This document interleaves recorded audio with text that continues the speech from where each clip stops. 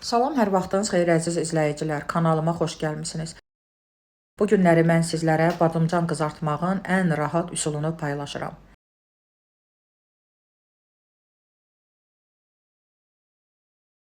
İlk olaraq badımcanların qabığını soyuruq, uzun-uzun dilimləyirik.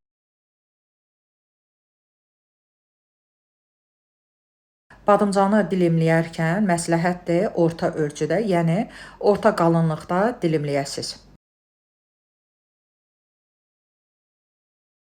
Videonun alt bölümündə açıqlamada resepti yazacağam, siz oradan istifadə edərsiniz. Sonra bu dilimləri qaba sıra ilə düzürük, videoda görürsünüz. Üzərinə duz səpirik. Bu qayda ilə bütün badımcanları qat-qat düzüb duzlayırıq. Bu yeməkdə ən vacib şərtlərdən biri buradadır. Biz badımcanları dilimlədik, duzladıq, sıra ilə düzdük, saata baxırıq, 30 dəqiqə bu cür saxlayırıq. 30 dəqiqə saxlayırıq ki, badımcanların acılığı çıxsın. Vaxt tamam olduqdan sonra, əzizlərim, baxın, görün nə qədər badımcanın acı suyu çıxıbdır. Dəzgahın üzərinə bir dənə salfet kağız səririk. Sonra badımcan dilimlərini əlimizlə yüngül sıxaraq salfetin üzərinə sıra ilə düzürük. Bir salfet kağızı götürüb üzərini yüngül qurulayırıq.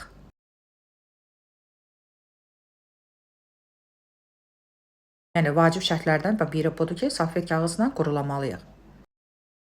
Sonra tavaya bol duru yağ əlavə edirik.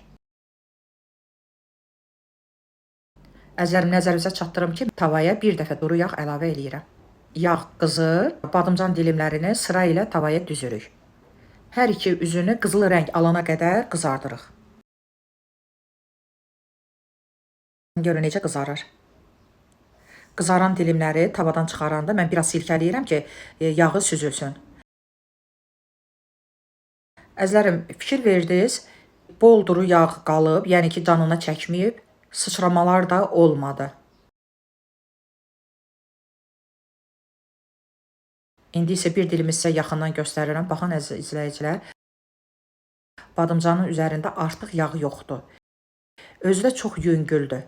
Bu üsulla siz də hazırlayın, bu qaydalara riayət eləyin. İnanın ki, çox məmnun qalacaqsınız. Videomu bəyəndinizsə like etməyi, abunə olmağı, şərh bölməsində fikirlərinizi yazmağı unutmayın. Allaha əmanət olun.